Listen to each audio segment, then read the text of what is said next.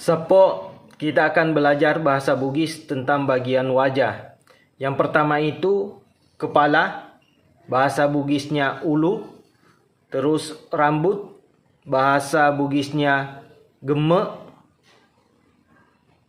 Terus jidat, bahasa Bugisnya alindro.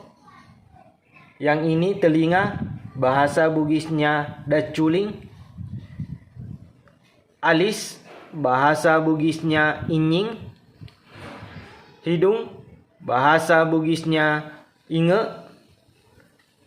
Pipi, bahasa Bugisnya pili.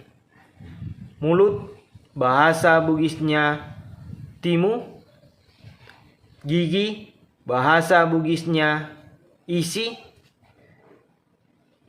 Dagu, bahasa Bugisnya sadang. Leher, bahasa Bugisnya elong.